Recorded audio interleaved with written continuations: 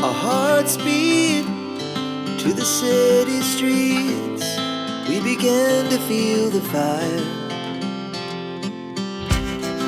We rise like tall buildings as the chemicals they take us high. Keesokan harinya, Jiasin ingin mengantarkan bekal untuk Si.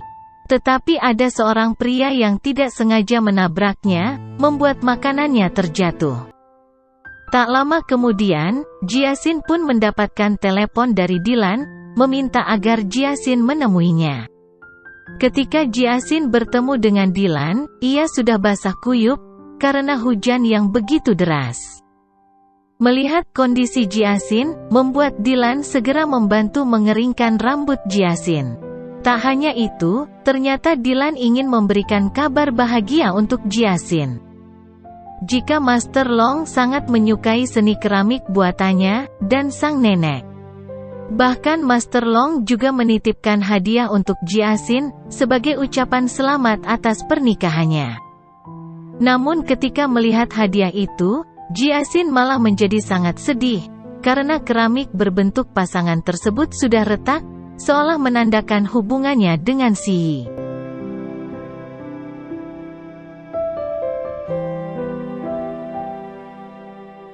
Akhirnya Jiasin pun memberitahu Dylan, jika Anna sudah kembali. Mengetahui hal itu, membuat Dylan langsung mencoba menguatkan Jiasin. Di malam harinya, Si dan Jiasin masih belum bisa tertidur. Sampai akhirnya mereka sama-sama ingin mengatakan sesuatu. Si pun menceritakan pertemuannya dengan Anna, bahwa ia sudah memberitahukan tentang hubungannya dengan Jiasin. Namun Jiasin masih merasa, jika Si belum sepenuhnya merasa lega, walaupun ia sudah memberitahu Anna. Hal itu membuat Si langsung memberikan penjelasan pada Jiasin, sehingga Jiasin terus meminta maaf. Sampai akhirnya Si segera menenangkan Jiasin, karena Jiasin merasa sedih.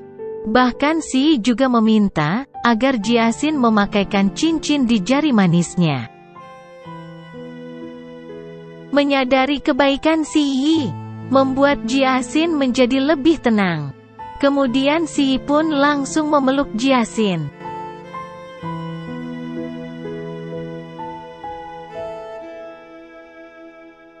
Beberapa saat kemudian, tiba-tiba saja Si mendapatkan kabar, bahwa Anna sedang berada di rumah sakit.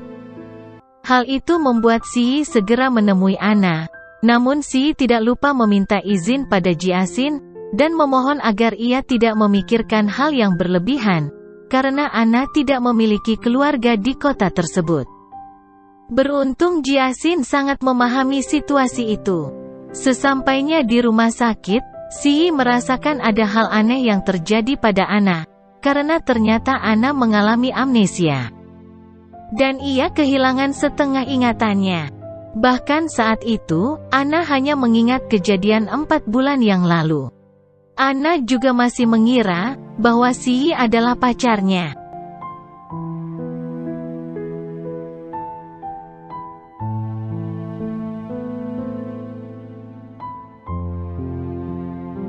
Di hari berikutnya, Si langsung memberitahukan kondisi Anna pada Jiasin.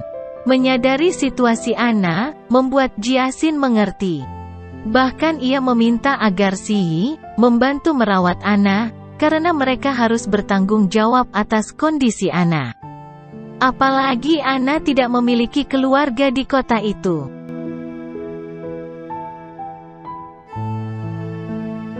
Saat Si sedang menjenguk Anna, ia memeluk Si, dan berjanji jika ia tidak akan lagi pergi meninggalkan Si. Bahkan Si benar-benar merawat Anna.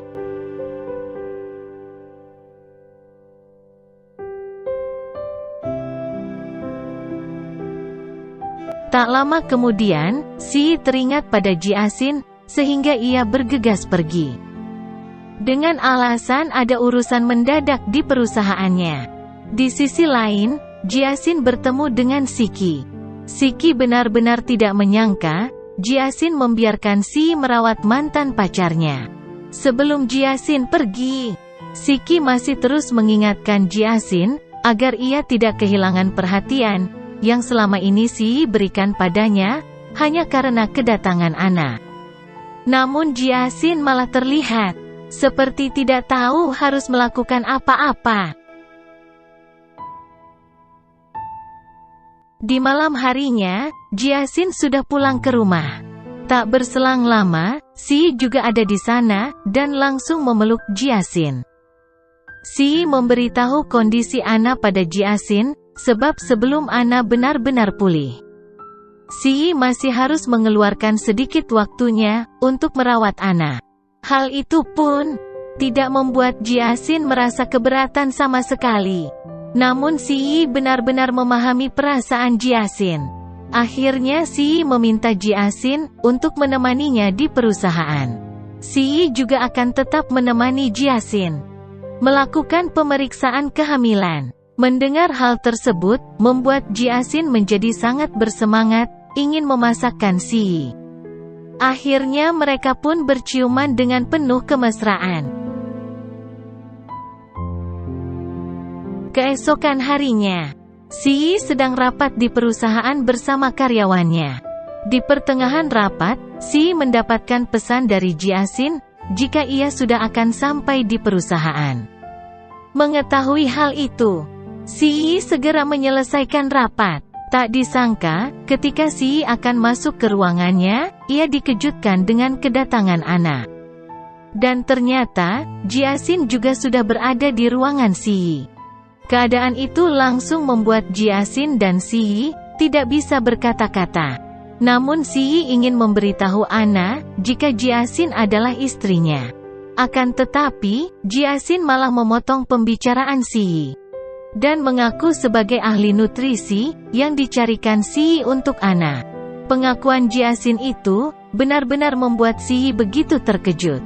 Bahkan ia juga terlihat tidak rela melihat pengorbanan yang Jiasin lakukan.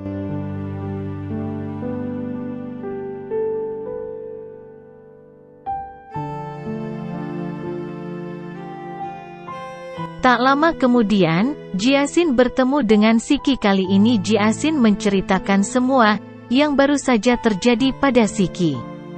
Mengetahui hal itu, membuat Siki merasa sangat tidak terima. Tak berselang lama Anson juga ada di sana.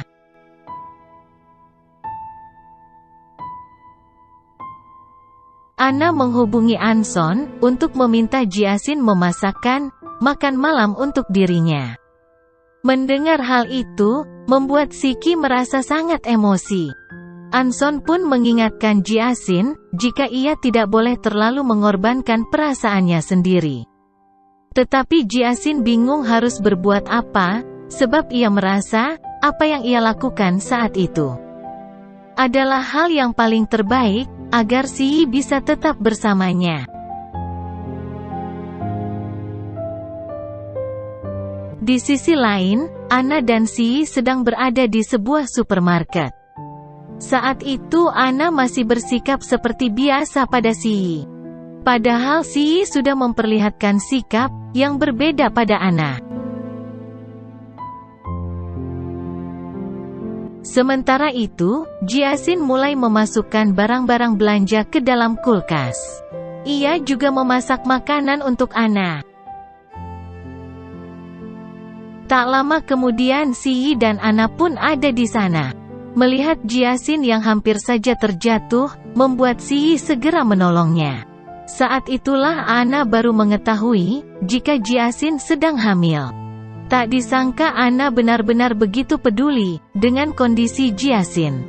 Sampai-sampai membuat Ana ingin mengajak Jiasin untuk makan malam bersamanya, karena Si tidak bisa menemaninya. Saat itu Si terus menunggu Jiasin di bawah gedung rumah Ana. Padahal Jiasin sudah meminta agar Si pulang lebih dulu, karena ia sedang makan malam bersama Ana. Hubungan Ana dan Jiasin terlihat begitu akrab, bahkan Ana tidak berhenti memuji Jiasin. Tetapi Ana pun sempat membuat Jiasin cemburu, karena Ana menceritakan hubungannya dengan Si.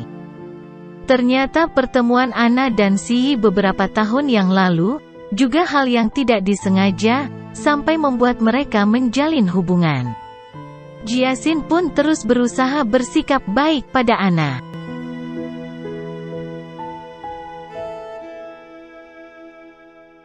Ketika Jiasin keluar dari rumah Ana, ia mendapati Si yang masih menunggunya.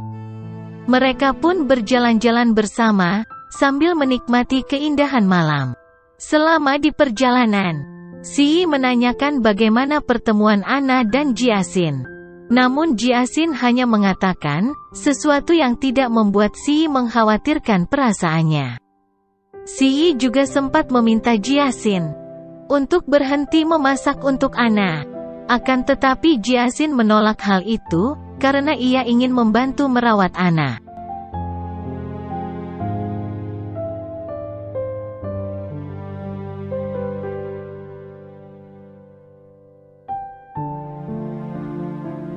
Keesokan harinya, Jiasin mulai menyiapkan kamar untuk anaknya. Bibi dan nenek Si juga membantu Jiasin, bahkan mereka semua terlihat sangat bahagia.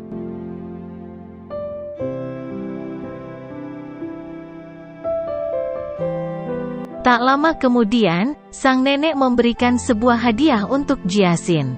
Jiasin kembali mengingat, ketika ia masih berada di kapal pesiar bersama Si, karena hadiah itu adalah hadiah pernikahan mereka di atas kapal pesiar. Ana pun semakin mengetahui hubungan Si dengan Jiasin, ketika Jiasin menerima telepon dari ibunya, karena Jiasin membahas acara ulang tahun nenek Si. Bahkan di ulang tahun itu, Si akan mengumumkan identitas Jiasin. Situasi tersebut langsung membuat Ana mengingat kembali semua yang sudah terjadi. Bahkan Jiasin adalah istri Si, dan mereka akan memiliki seorang anak. Hal itu membuat Ana menjadi sangat sedih. Sementara itu Si dan Jiasin terus terlihat romantis ketika kelas kehamilan selesai dilakukan. Kemudian Jiasin kembali memasakkan makanan untuk Ana. Namun sikap Ana sudah terlihat berubah. Ana juga memperlihatkan bahwa ia sudah mengetahui tentang hubungan Jiasin dan Si. Hal itu membuat Jiasin menjadi sangat terkejut. Ana pun langsung menyalahkan Jiasin atas semua yang terjadi. Tetapi Jiasin berusaha menjelaskan pada Ana, bahkan Ana bersedia mengurus anak Jiasin. Ana juga bersikeras mengatakan bahwa orang yang diinginkan dan dicintai oleh Si hanya ia seorang. Namun Si mulai tidak bisa menerima perkataan Ana, walaupun Jiasin tetap terus meminta maaf pada Ana.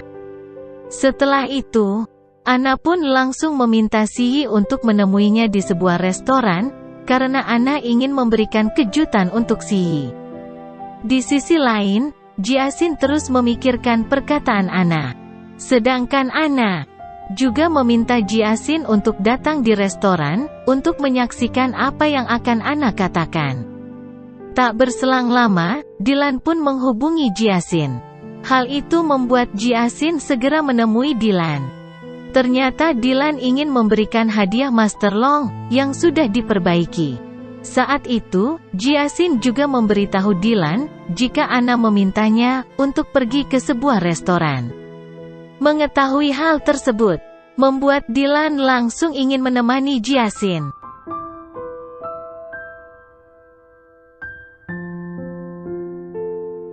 Di malam harinya, Si sudah berada di restoran, tempat biasanya Si dan Ana merayakan ulang tahun.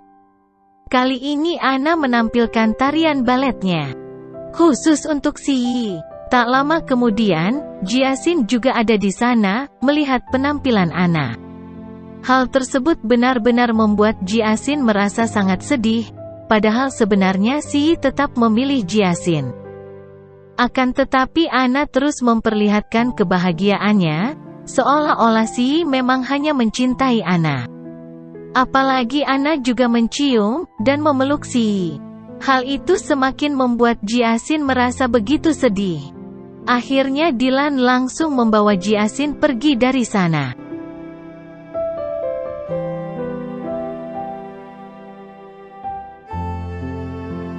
Sementara itu, Si Yi menerima semua perlakuan Anna, karena Anna mengatakan bahwa semua itu adalah bentuk perpisahan mereka. Saat Anna sedang makan malam bersama Si Yi, ia juga membahas tentang perjanjian perceraian Si Yi dengan Jiasin.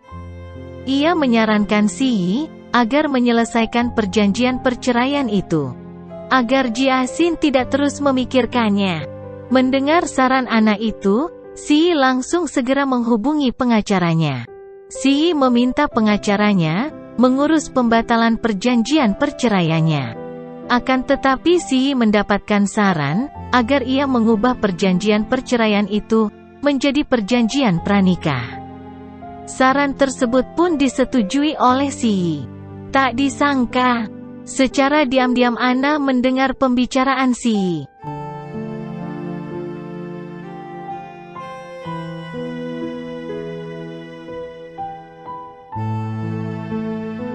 Kemudian Anna membawa Si Yi ke rumahnya, karena Si Yi sedang dalam keadaan mabuk. Anna terlihat begitu memaksa Si Yi. Padahal Si Yi ingin pulang menemui Jiasin. Sementara itu, Jiasin terus menunggu Si Yi pulang ke rumah, akan tetapi Si Yi malah sedang tertidur di rumah Anna, bahkan Anna sengaja menolak panggilan dari Jiasin di ponsel Si Yi. Padahal Jiasin ingin memberitahu jika kamar anak mereka sudah selesai disiapkan. Kemudian Jiasin pun tertidur ketika mendengarkan boneka yang berisi nyanyian Si Yi untuk anak mereka.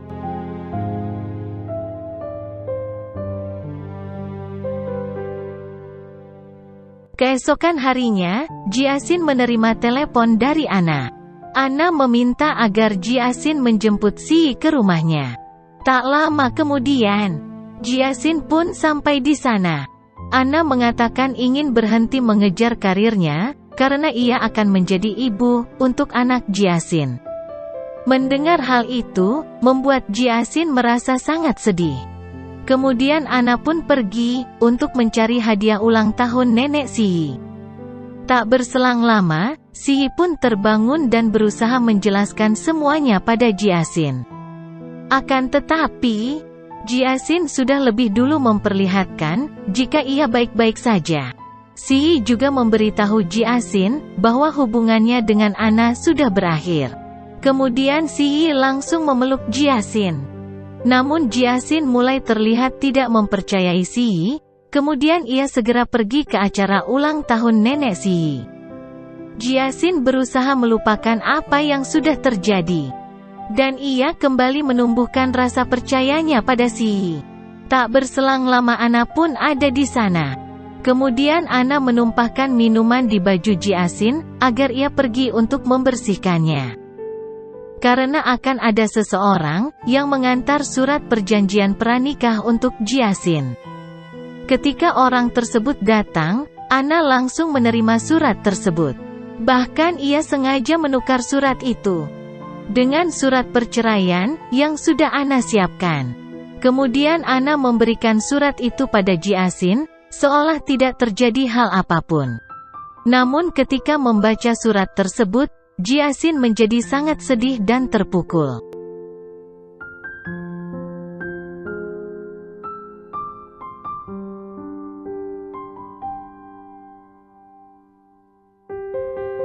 Akhirnya dengan penuh emosi, Jiasin langsung melepaskan cincin pernikahannya, kemudian ia bergegas pergi dari sana. Setelah itu, Si Yi pun ada di ruangan tersebut.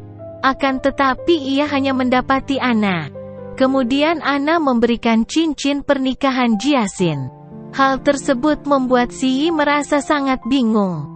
Jisan dan keluarga Jiasin yang juga ada di sana, langsung mengetahui apa yang sedang terjadi. Suami Jishan juga mendapati robekan kertas perceraian. Hal itu membuat Si Yi semakin bingung. Bahkan ibu Jiasin pun menjadi sangat marah karena hal tersebut. Kemudian Si Yi mencari keberadaan Jiasin, karena ia sangat mengkhawatirkannya. Si Yi tidak mempedulikan Anna, yang berusaha menahannya pergi, sampai-sampai ia menabrak lemari yang ada di sana. Setelah lama mencari, akhirnya Si Yi berhasil menemukan Jiasin. Namun Jiasin benar-benar marah pada Si Yi, sehingga mereka saling berdebat satu sama lainnya. Perdebatan itu membuat Jiasin berusaha pergi menjauhi Si Yi, sehingga ia ditabrak sebuah mobil. Melihat semua itu, membuat Si Yi menjadi sangat terkejut. Ia langsung berlari membawa Jiasin ke rumah sakit.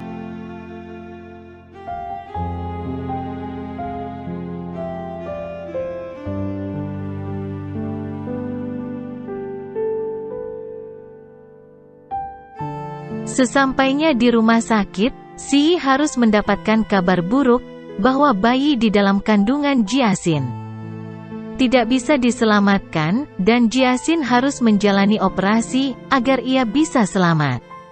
Atas kejadian itu, Jiasin terlihat sangat membenci Si Yi, bahkan selama di ruang operasi, Jiasin terus berontak karena ia tidak terima kehilangan anaknya.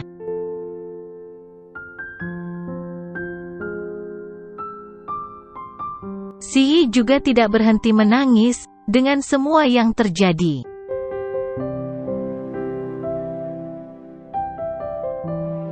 Ketika Jiasin terbangun, ia harus menerima kenyataan bahwa ia sudah kehilangan anaknya. Ia pun tidak berhenti menyalahkan dirinya sendiri, walaupun ibu dan bibinya sudah berusaha menenangkannya. Saat Si Yi ingin melihat kondisi Jiasin, bibi Jiasin langsung melarangnya. Tak berselang lama, Anson memberikan kabar buruk jika perusahaan mengalami masalah. Sang nenek dan Anna juga dirawat di rumah sakit tersebut. Ketika Anson menjenguk Anna, ia merasa begitu bersalah karena perbuatannya membuat Jiasin kehilangan bayi di dalam kandungannya. Bahkan Anna juga divonis tidak bisa punya anak oleh dokter yang menanganinya.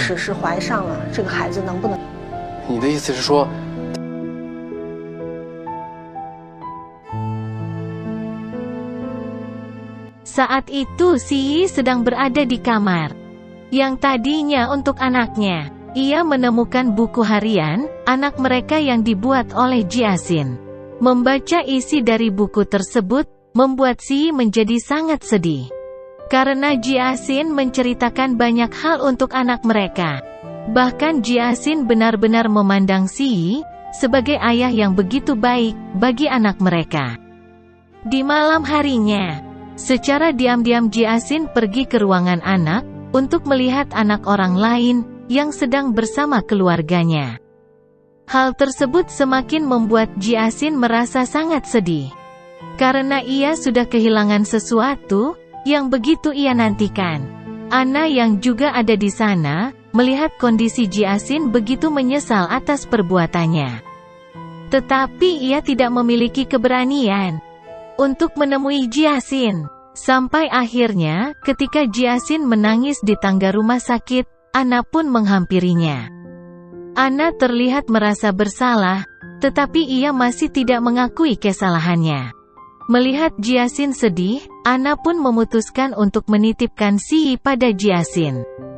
Namun Jiasin sudah tidak lagi mau berhubungan dengan Si Yi.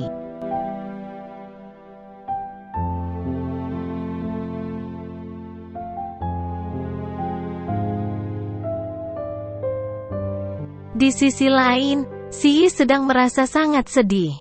Ia juga terus mendengar pesan suara yang pernah Jiasin kirimkan untuknya. Keesokan harinya, Si Yi pun kembali ke ruangan anak mereka untuk merakit mainan kuda. Setelah selesai, ia langsung memberitahu Jiasin. Ia juga meminta maaf pada Jiasin. Kemudian Si Yi mengajak Jiasin untuk memulai kembali semuanya. Akan tetapi, Jiasin masih tidak mau menerimanya. Bahkan ia memblokir nomor Si Yi karena ia sangat membencinya. Sang nenek yang melihat kondisi Si Yi ikut merasakan kesedihannya. Sang nenek menghampiri Si Yi untuk memberikan semangat pada cucunya.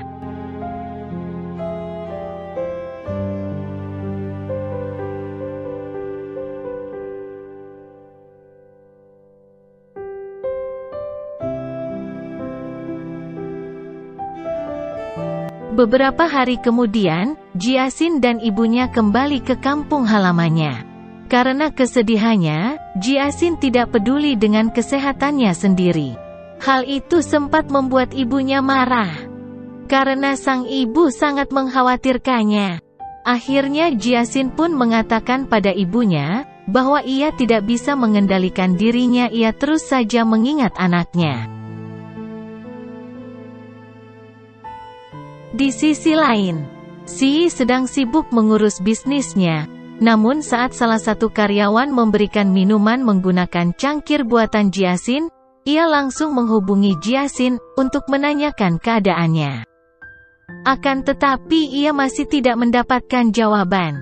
Sementara itu, Siki menemani Jiasin bermain di pinggir pantai. Jiasin sepertinya sudah mulai terlihat lebih membaik. Tetapi ketika Siki membahas tentang Si, Jiasin benar-benar tidak ingin mendengar apapun tentang Si.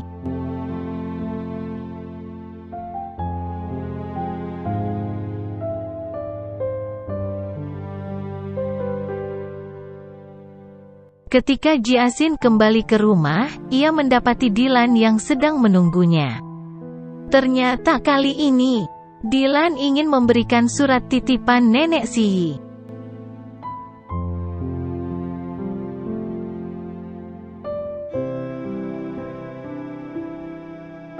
Ketika Jiasin membaca surat tersebut, ia menjadi sangat sedih, karena sang nenek benar-benar begitu menyayanginya.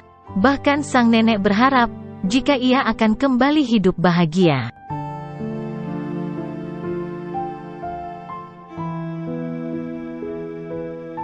Karena sangat mempedulikan kondisi Jiasin, Dylan mengajak Jiasin untuk pergi bersamanya, agar Jiasin tidak lagi bertemu dengan orang yang membuatnya sedih.